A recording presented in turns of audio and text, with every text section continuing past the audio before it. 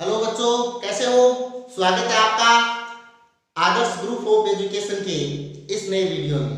आज मैं आपके लिए लाया हूं उप सहसंयोजी बंध, बोले तो कोऑर्डिनेट बॉन्ड।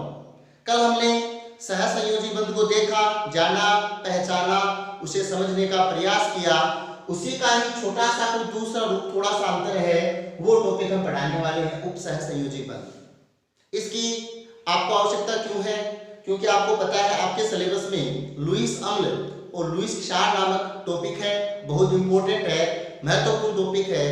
लुईस अम्ल और लुईस क्षार को आप उप सहसंयोजी बंध के आधार पर ही समझ पाओगे, इसलिए आप लोग इसे अच्छे से समझना, अच्छे से समझने का प्रयास करना, कोशिश करना, और कोशिश करने पर आपको सफलता जरूर मिलेगी। राइट, अब मैं बताता हूं उप सहसंयोजी बंध। पहले कल वाले बंध की चर्चा करता हूं।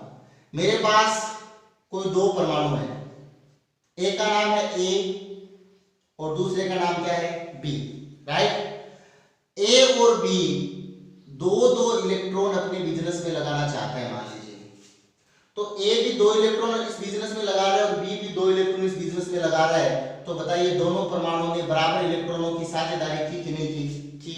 ये है सहसंयोजी बंध।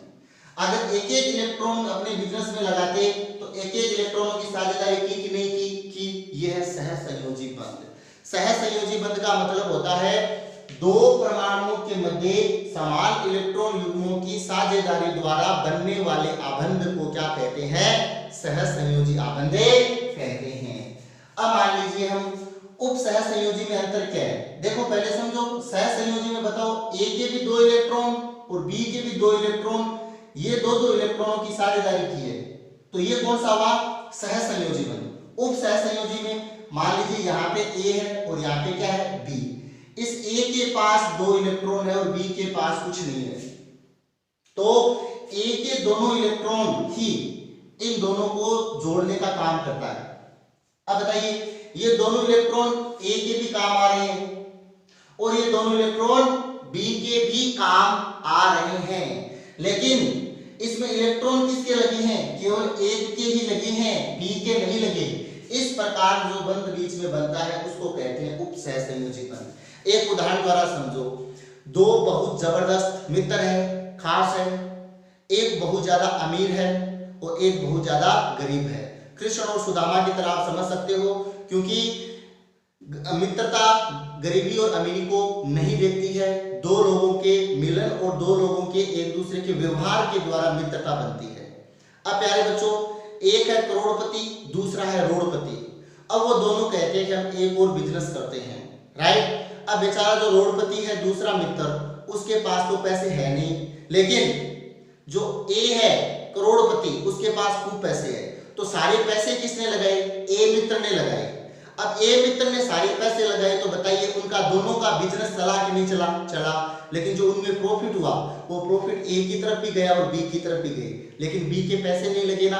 तो इस प्रकार केवल एक ही आदमी के द्वारा उस बिजनेस में, उस साझेदारी में पैसे लगाए गए हैं, तो वो बंध कौन सा बंध हुआ? उप सहसंयोजी बंध हुआ। अब हम इस उप सहसंयोजी बंध को विज्ञान के तरीके से समझते हैं विद एग्जांपल। राइट, प्यारे बच्चों, मेरे पास है ओजोन O3। O3 को हम ओजोन कहते हैं। आप 9th क्लास में ही पढ़े हुए हो ये टॉपिक बहुत अच्छे से। ओजोन परत होती है ना, जो पराबैंगनी विकिरणों से हमारे पृथ्वी की रक्षा करती है, तो हमारे लिए एक सुरक्षा कवच या कंबल की तरह कार्य करती है, बहुत फायदेमंद है। आजकल लॉकडाउन के समय में ओजोन परत के अंदर जो छिद्र पड़े थे या फिर जो थोड़ी बहुत हानि हुई, उनको फायदा जरूर मिला है। ग्लोबल वार्मिंग भी, वैश्विक तापमान में भी वापस कमी आई है, तो ये लॉकडाउन के कुछ फायदा भी मिला है। सो हम देखते हैं ओजोन O3। ओजोन बताइए O3 के अंदर कितने ऑक्सीजन परमाणु हैं? 3 है। पहला ऑक्सीजन परमाणु, दूसरा ऑक्सीजन परमाणु और ये रहा तीसरा ऑक्सीजन परमाणु। प्यारे बच्चों, बताइए आप, ऑक्सीजन के पास कितने इलेक्ट्रॉन है? 8 है। ऑक्सीजन के पास कितने इलेक्ट्रॉन है? 8। इसका इलेक्ट्रॉनिक विन्यास 1s2 2s2 2p4, जो मैंने पिछले वीडियो में बता दिया। यहाँ पे देख सकते हो 1 का मतलब पहले कोष में कितने इलेक्ट्रॉन है? 2, और यहाँ पर भी 2 है और यहाँ पर भी 2 है, मतलब 2 और 2 कितने? 2 और 4 कितने हो गए? 6, यानी दूसरे कोष में कितने इलेक्ट्रॉन है? यहाँ पे 6 इलेक्ट्रॉन है। राइट, तो इस ऑक्सीजन के बाहरी कोष में एक इलेक्ट्रॉन, दूसरा इलेक्ट्रॉन, तीसरा इलेक्ट्रॉन, चौथा इलेक्ट्रॉन, पांचवा इलेक्ट्रॉन और एक छठा इलेक्ट्रॉन। इसका भाई ये है, तो इसके पास भी कितने इलेक्ट्रॉन होंगे? 1 2 ऐसे प्रदर्शित कर सकते हो, 3 4 5 और 6। तो इसके पास भी कितने हैं? 1 2 3 4 5 और 6। प्यारे बच्चों, तीनों भाइयों के पास बाहरी कोष में 6 इलेक्ट्रॉन है। अब आपको पता है ये ऑक्सीजन भी नियोन के समान विन्यास प्राप्त करने के लिए इसका भी अष्टक पूर्ण होना चाहिए। मतलब बाहरी कोष में 8 इलेक्ट्रॉन होने के कारण इसको भी 2 इलेक्ट्रॉन चाहिए, इसको भी 2 चाहिए और इसको भी 2 चाहिए। अब देखिए हम क्या होगा इसके अंदर, ये ऑक्सीजन और ये ऑक्सीजन, क्योंकि इसके पास भी 6 और इसके पास भी 6, दोनों के 2 चाहिए ना, तो ये दोनों क्या करेंगे, ये दोनों है वो 2 इलेक्ट्रॉनों की क्या करेंगे? साझेदारी करेंगे। तो यहां पर क्या होगा, ये लो देखो कितना सिंपल है। ये दोनों ऑक्सीजन परमाणु में 2 इलेक्ट्रॉनों की साझेदारी करते हैं। तो 1 2 3 4 5 6 और 7 8, यानी इस ऑक्सीजन का अष्टक पूरा हो गया। और इसका भी देखो 1 2 3 4 5 6 7 8, इसका भी अष्टक पूरा हो गया। दोनों के बल्ले बल्ले है, मौज है, दोनों का स्थायित्व कंप्लीट है। बेचारा तीसरा बैठा बैठा देख रहा है कि देख तीनों भाई है, बट दोनों ने साझेदारी आराम से कर ली, मैं तो अलग ही बैठा हूं, अकेला ही बैठा हूं। अब देखो इसको कोई इलेक्ट्रॉन की आवश्यकता नहीं है, अष्टक कंप्लीट है। इसको भी देखो आप 1 2 3 4 5 6 7 और 8, अष्टक कंप्लीट है, लेकिन इसका अष्टक कंप्लीट नहीं है। तो अब ये क्या होगा कि यहां पर इस ऑक्सीजन के जो 2 इलेक्ट्रॉन फ्री है, देखो ये तो बंद गए, 2 2 4 फ्री है। ये 2 इलेक्ट्रॉन क्या करेंगे, मैंने बताया था ना, ये अमीर है और ये क्या है? गरीब। अब बिजनेस स्टार्ट करेगा तो ये क्या करेगा, अपने दोनों इलेक्ट्रॉनों का यहाँ पे क्या कर लेगा? साझा कर लेगा। अब ये दोनों इलेक्ट्रॉन इसके भी काम आएंगे और इसके भी काम आएंगे, लेकिन इसका कुछ नहीं लगा ना, इसका कुछ नहीं गया, इसका सब गया भी और आया भी। तो अब यहाँ पे क्या होगा, यहाँ पे इस प्रकार का साझा होगा। गौर करना, यहाँ पर दोनों की बराबर साझेदारी हुई है, 2 इलेक्ट्रॉन इसके भी लिए और 2 इलेक्ट्रॉन इसके भी लिए, लेकिन यहाँ पर जो ये 2 इलेक्ट्रॉन है ये केवल इसकी ही साझेदारी से बने हैं। तो इस बंध को हम क्या कहेंगे बताइए? उप सह संयोजी बंध कहेंगे, राइट। तो देखो यहाँ पे ऑक्सीजन, डबल बॉन्ड ऑक्सीजन, ये कौन सा है? सह संयोजी बंध। और सिंगल बॉन्ड ऑक्सीजन, ये उप सह संयोजी बंध है। प्यारे बच्चों, उप सह संयोजी बंध को हम तीर के निशान से प्रदर्शित करते हैं। कौन से निशान से? तीर के निशान से। अब तीर का मुंह इधर ही क्यों किया? जो परमाणु इलेक्ट्रॉन देता है, यानी तीर की जिधर चोंच होती है वो तो लेता है ग्राही, और जिधर मुंह खुला होता है वो क्या होता है? दाता है। अब वापस देखिए इस उदाहरण को। ओजोन का सूत्र क्या है? O3। कितने ऑक्सीजन दिखाई दे रहे हैं? 3। इस ऑक्सीजन के बाहरी कोष में कितने इलेक्ट्रॉन है? 6। इसके भी बाहरी कोष में कितने हैं? 6। और इसके भी बाहरी कोष में कितने हैं? 6 इलेक्ट्रॉन है। प्यारे बच्चों, इसको अष्टक पूरा करने के लिए 2 इलेक्ट्रॉन चाहिए, तो इस ऑक्सीजन ने इसके 2 इलेक्ट्रॉनों की साझेदारी कर ली और बराबर में ये ऑक्सीजन भी इसके इलेक्ट्रॉनों के साथ में साझेदारी कर ली। तो दोनों के मध्य ये सह संयोजी बंध हुआ, क्योंकि 2 परमाणुओं के मध्य इलेक्ट्रॉन युग्मों की साझेदारी द्वारा बनने वाले आबंध को क्या कहते हैं? सह संयोजी बंध कहते हैं। अब देखो इस ऑक्सीजन के बाहरी कोष में 1 2 3 4 और 5 और 6 इलेक्ट्रॉन है।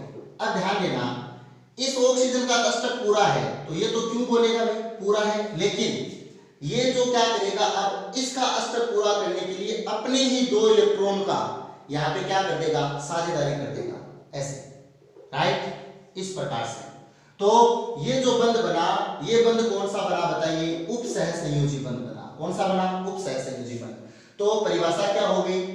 2 परमाणुओं के इलेक्ट्रॉन युग्मों में से कोई एक परमाणु ही दोनों परमाणु के बीच में इलेक्ट्रॉनों की साझेदारी करता है। केवल एक परमाणु के इलेक्ट्रॉन ही दोनों परमाणुओं के मध्य इलेक्ट्रॉनों की साझेदारी करता है, तो इस प्रकार के बनने वाले बंध को उप सह संयोजी बंध कहते हैं। किसी अणु के अंदर अगर 2 परमाणु में से कोई एक परमाणु ही दोनों परमाणु के मध्य इलेक्ट्रॉन युग्म की साझेदारी करता है, तो इस प्रकार का बनने वाला बंध उप सह संयोजी बंध कहलाता है। प्यारे बच्चों, इस ऑक्सीजन ने क्या किया है? इस ऑक्सीजन ने इलेक्ट्रॉन दिया है, तो इसको कहेंगे हम इलेक्ट्रॉन दाता, यानी जो इलेक्ट्रॉन देता है उसको कहते हैं इलेक्ट्रॉन दाता, और इसको क्या कहेंगे, इलेक्ट्रॉन ग्राही। इलेक्ट्रॉन ग्राही, देखो तीर का निशान लगाया मैंने, यानी इधर वाला इलेक्ट्रॉन दाता और ये ग्राही। जो इलेक्ट्रॉन दाता है उसको हम कहते हैं लुईस क्षार, और जो इलेक्ट्रॉन लेता है इसको हम क्या कहते हैं, लुईस अम्ल। तो प्यारे बच्चों, लुईस क्षार और लुईस अम्ल आप लोग ये और समझ चुके कि उपसह संयोजी बंध के अंदर, उपसह संयोजी बंध के अंदर जो परमाणु इलेक्ट्रॉन दाता है, डोनर है, उसको कहेंगे लुईस क्षार, और जो इलेक्ट्रॉन ग्राही है, जिसके पास इलेक्ट्रॉन की कमी है, न्यून है, उसको हम क्या कहेंगे, लुईस अम्ल कहेंगे। राइट, और भी एग्जांपल हम बताते हैं। वैसे लुईस अम्ल क्षार का अलग से वीडियो डालूंगा, उसमें देखना, ध्यान देना। अगर उपसह संयोजी बंध को पूरी तरह से समझना है तो इस वीडियो को पूरा देखिए एकदम लास्ट तक। एक एग्जांपल और बताता हूं, जैसे मान लीजिए मेरे पास एक तो है NH3 और एक है BF3, इनके मध्य देखते हैं NH3 व BF3 के मध्य। NH3 का पहले तो मॉडल बनाता हूं मैं, जिनको सह संयोजी बंध नहीं आ रहा है वो इसको एक बार और जरूर देखिए। पिछले वाला वीडियो में अगर कुछ समझ में नहीं आया है थोड़ा बहुत, तो ये वीडियो यहाँ पे जरूर देखिए। इस NH3 में एक नाइट्रोजन है और हाइड्रोजन कितना है, 3 है। अब ये बार बार नहीं बताऊंगा मैं, नाइट्रोजन कितने नंबर पे है, 7, पहले कोष में कितने हैं, 2, और अगले कोष में कितने हैं बताओ, नाइट्रोजन के 5 है। तो बाहरी कोष में 5 है, बाहरी कोष के इलेक्ट्रॉनों को रखना है 1 2 3 4 और कितने हो गए, 5। हाइड्रोजन के 1 1 1। कुछ स्टूडेंट्स ने बोला कि सर हाइड्रोजन का स्ट्रक्चर कंप्लीट नहीं हो रहा है। अमन सर या शायद ऐसा कुछ बच्चे का आया था कॉल कि सर इस हाइड्रोजन का स्ट्रक्चर, क्योंकि हाइड्रोजन बेटा, हाइड्रोजन के पास एक इलेक्ट्रॉन है, तो हाइड्रोजन का अगर एक इलेक्ट्रॉन है तो पहले कोष में क्या होगा बताइएगा, एक ही तो इलेक्ट्रॉन आएगा ना, लेकिन इसकी कैपेसिटी कितनी की है, 2, मतलब इसको तो एक इलेक्ट्रॉन और चाहिए, 2 इलेक्ट्रॉन कंप्लीट होती है तो कोष कंप्लीट है। हीलियम के समान विन्यास बना रहे हैं, तो हाइड्रोजन को ड्यूप्लीट कंप्लीट करना है, ऑक्टेट नहीं, मतलब 2 ही इलेक्ट्रॉन कंप्लीट पूरे करने होते हैं हाइड्रोजन को, और तत्वों को अस्तर कंप्लीट करना होता है। ठीक है, तो अब देखो नाइट्रोजन के बाहरी कोष में कितने हो गए, 5 हो गए, और इस हाइड्रोजन के बाहरी कोष में कितने हो गए, 1 1। अब बताइए इस हाइड्रोजन के पास एक इलेक्ट्रॉन तो है, इसको एक और चाहिए ना, तो ये हाइड्रोजन इस नाइट्रोजन से एक की साझेदारी करेगा, ये हाइड्रोजन इस नाइट्रोजन से एक की साझेदारी करेगा, और ये हाइड्रोजन इस नाइट्रोजन से एक इलेक्ट्रॉन की साझेदारी करेगा।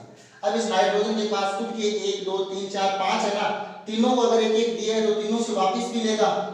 तो यहाँ पर देखो आप लोग, ये लो, तो इस प्रकार से मैं इसको नीचे बना रहा हूं, ये यहाँ पे बनाकर दिखा रहा हूं मैं इसको। यहाँ पे आपको क्या दिखाई दे रहा है, एन, यहाँ पे क्या है देखो, single bond N, single bond H H, और यहाँ पे भी कौन है, एच, राइट। और अब ये 2 इलेक्ट्रॉन फ्री रह गए भाई, इनको बोलते हैं लोन पेयर इंग्लिश में। एकाकी इलेक्ट्रॉन युग्म है, यानी जो या अनाबंधित इलेक्ट्रॉन, ये तो है बंधित इलेक्ट्रॉन, जो और बंधने में काम नहीं आएंगे, ये अनाबंधित इलेक्ट्रॉन है। अब आप देख सकते हो नाइट्रोजन का स्ट्रक्चर कंप्लीट है, 2 2 4 2 6 और 2 8, और हाइड्रोजन का भी ड्यूप्लीट यानी 2 2 इलेक्ट्रॉन कंप्लीट है, ये NH3 का बन गया। अब मैं बनाता हूं इसके पास में BF3 का, यहाँ पे बना रहा हूं, पहले देखो BF3 यानी F3 है तो साइडों में लेना और B को बीच में लेना है, क्योंकि B की पिटाई F करेंगे तो एक साइड में इधर एक पीछे एक इस प्रकार होंगे F। अब आप देखो B का मतलब है बोरोन, बोरोन कितने नंबर पे है, hydrogen, helium, lithium, beryllium, boron 5 number पे है। तो 5 नंबर पे तो पहले कोष में कितने आएंगे, 2 इलेक्ट्रॉन, और अगले में कितने आएंगे, 3 इलेक्ट्रॉन। तो बोरोन यानी केंद्रीय परमाणु बोलते हैं इसको, सेंट्रल एटम। बोरोन के बाहरी कोष में टोटल 3 इलेक्ट्रॉन है, राइट। फ्लोरीन कितने नंबर पे है, 9 पर है, फ्लोरीन है 9 पर। तो पहले कोष में कितने आएंगे, 2, और अगले कोष में फ्लोरीन के कितने आएंगे बताइए, 7 इलेक्ट्रॉन आएंगे। तो हम फ्लोरीन के बाहरी कोष में 7 इलेक्ट्रॉन सेट कर रहे हैं, 1 2 3 4 5 6 और 7। यहाँ पर भी 1 2 3 4 5 6 7 1 2 3 4 5 6 और ये रहा 7, राइट। तो फ्लोरीन के बाहरी कोष में 7 कर दिया और बोरोन की कर दिया 3। अब आप बताओ यार, फ्लोरीन के बाहरी कोष में 7 इलेक्ट्रॉन है, ये 7 इलेक्ट्रॉन देना पसंद करेगा या 1 इलेक्ट्रॉन लेना? ये 1 इलेक्ट्रॉन लेना पसंद करेगा, यानी 1 इलेक्ट्रॉन के साथ साझेदारी करके अष्टक कंप्लीट करना पसंद करेगा। तो ये फ्लोरीन इस ब्रोमीन के 1 इलेक्ट्रॉन के साथ में क्या कर लेता है, साझा कर लेता है। आप गिन सकते हो 2 2 4 2 6, एक 7 खुल के एक इससे ले लिया 8। इसके भी कितने हो गए बताइए? 8। और इसका भी कितना हो गया बताइए? 8। बताइए दोनों को 8 इलेक्ट्रॉन हुआ कि नहीं हुआ? यस, हो गया दोनों को 8। अब यहाँ पे बोरोन है, बोरोन के खुद के इलेक्ट्रॉन कितने हैं? 1 2 और 3, और ये तीनों इलेक्ट्रॉन इनको शेयरिंग में दे दिए, तो अब वापस कितने ले सकते हैं? एक और ले सकता है। तो ये क्या होगा बताइए? ये लो, single bond single bond single bond. अब बोरोन का क्या फ्लोरीन का अष्टक पूर्ण है? यस। क्या बोरोन का अष्टक पूर्ण है? नहीं, बोरोन का अष्टक पूर्ण नहीं है, क्योंकि इसके पास 2 और 2 4 और 2 6 ही इलेक्ट्रॉन है, इसका अष्टक कंप्लीट नहीं है, इसलिए इसको इलेक्ट्रॉनों की आवश्यकता है, क्योंकि ये तभी तो लुईस अम्ल है। क्योंकि जिनका अष्टक कंप्लीट नहीं होता है वो लुईस अम्ल होता है, जिनका पूरा होता है और अनाबंधित इलेक्ट्रॉन होता है वो लुईस क्षार होता है, राइट। तो यहां पर क्या होगा, अब इसको मैं यहां पे लिख रहा हूं, देखो बोरोन, फिर क्या है फ्लोरीन, यहां पे भी फ्लोरीन और यहां पे भी फ्लोरीन। अब देखो सिंगल बॉन्ड है तीनों जगह पे, सिंगल सिंगल सिंगल। अब देखो नाइट्रोजन का अष्टक कंप्लीट है, 2 और 2 4 और 2 6 और 2 8, लेकिन बोरोन का अष्टक कंप्लीट नहीं है, 2 और 2 4 और 2 कितने हैं? 6 है।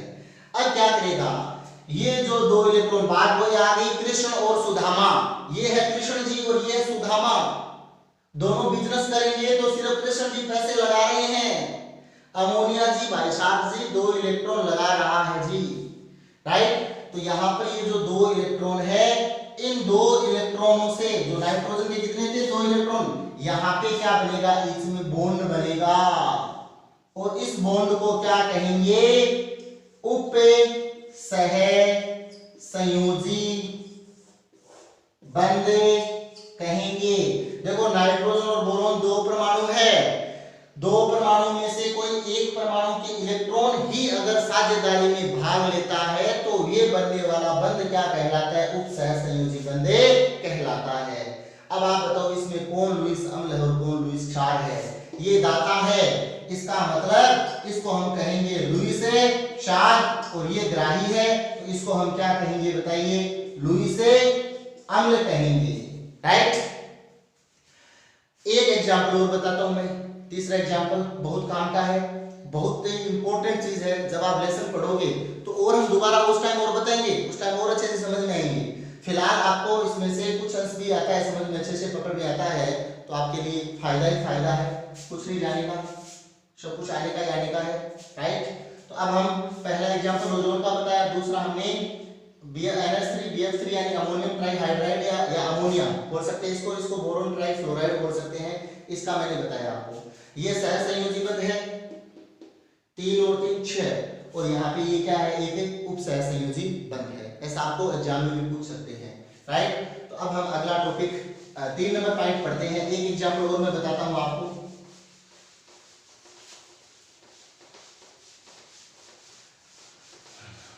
उप सहसंयोजी बंध,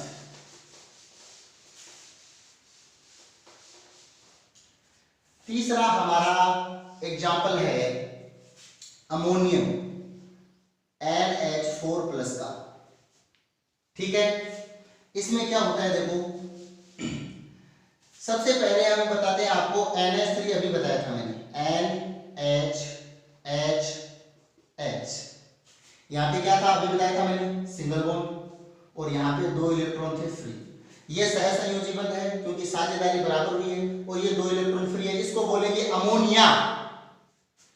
इसके पास में एक हाइड्रोजन आता है, ध्यान देना, एक हाइड्रोजन, कितना हाइड्रोजन? एक हाइड्रोजन। एक हाइड्रोजन के पास में कितने इलेक्ट्रॉन है?